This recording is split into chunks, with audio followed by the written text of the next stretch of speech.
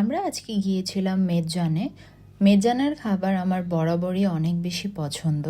আর তোমরা সবাই জানো যে চিটাগংয়ের মেজান সব থেকে বেস্ট। আমরা মেজানে ঢোকার পর দেখলাম যে ভিড় মোটামুটি ছিল, কয়েকটা সিটই খালি ছিল, বাট কিছুক্ষণের মধ্যেই দেখলাম ভিড় অনেক বেশি বাড়ছিল।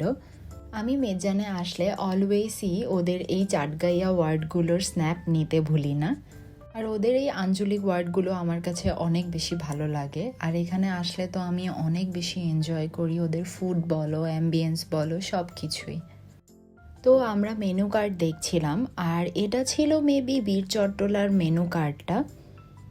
আর আমরা সিলেক্ট করছিলাম যে কি কি অর্ডার করা যায়। একটু পরেই আমাদের অর্ডার করা সব ফুডগুলো চলে আসবে, তোমাদের সাথে শেয়ার করব।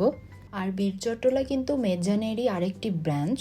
আর কিছুদিন আগে কিন্তু আমরা বীর চট্টলাতেও গিয়েছিলাম, তো বীর চট্টলারও একটা হোল ভিডিও আমার চ্যানেলে আপলোড করা আছে, তোমরা যারা দেখোনি গিয়ে দেখে আসতে পারো। আর এটা হচ্ছে মেজানের মেনু কার্ডটা। আমরা 1000 টাকার এই প্যাকেজটার সাথে এক্সট্রা সাদা ভাত নিয়ে নিয়েছিলাম, আর সাথে আমরা কিছু এক্সট্রা আইটেমসও নিয়েছিলাম, তোমাদের সাথে শেয়ার করব একটু পরেই। আর খাবার আসতে আসতে আমি ভাবলাম মেজানে ঘুরে ঘুরে আশেপাশের ক্লিপসগুলো একটু নিয়ে নিই। ওদের এখানে সব থেকে বেশি ভালো আমার এই জিনিসটা লাগে যে সব কিছুই ট্র্যাডিশনাল ওয়েতে করা। আর গ্রামীণ ফোন, পুরনো দিনের কিছু পেন্ডুলাম ঘড়ি দিয়ে ডেকোরেশন করা, এই জিনিসটাও অনেক বেশি অ্যাট্রাকটিভ এখানে।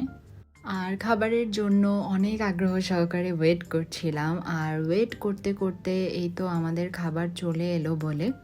আর খাবার আসার আগ মুহূর্ত পর্যন্ত আমি একটার পর একটা স্ন্যাপ নিচ্ছিলাম। আর এই তো ফাইনালি আমাদের খাবার এক এক করে চলে এলো। আর ওদের কিন্তু এখানে মাটির হাঁড়িতে সব কিছু সার্ভ করা হয়, তোমরা যারা এর আগে এসেছো সবাই জানো। এই মাটির হাঁড়িতে খাওয়ার ব্যাপারটা কিন্তু আমার কাছে বেশ দারুণ লাগে।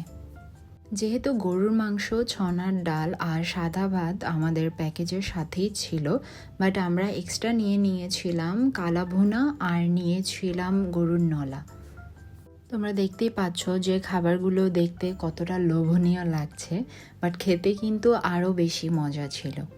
মেজানে আসলে সত্যি বলতে গেলে আমি কখনোই ডিসঅ্যাপয়েন্টেড হই না। মেজানের খাবার আমার সবসময়ই অনেক বেশি ফেভারেট। আর গরুর নলাটা তোমরা দেখতেই পাচ্ছ যে কতটা বেশি লোভনীয় লাগছিল। আর আমার কাছে ওদের কালা ভুনাটাও অনেক বেশি ভালো লাগে।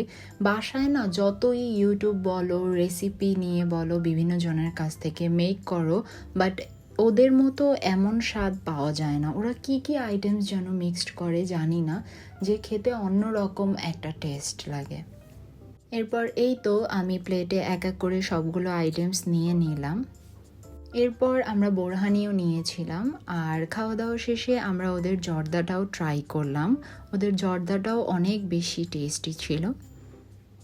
আজকের ভিডিওটা জাস্ট একটা র্যান্ডম একটা ভিডিও ছিল। মেজানে আমরা গিয়েছিলাম, তাই ভাবলাম মেজানের কিছু ক্লিপস নিয়ে একটা ভিডিও মেক করে ফেলি আর সেটা তোমাদের সাথে শেয়ার করি।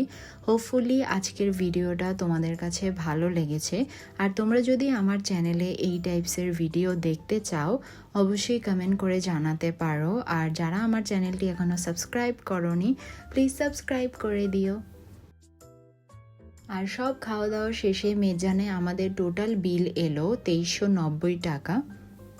আর এই তো অনেক বেশি খাওয়া দাওয়া হয়ে গিয়েছে, এবার আমরা চলে যাব। আর আজকের মতো এখানেই শেষ করছি। আল্লাহ হাফেজ।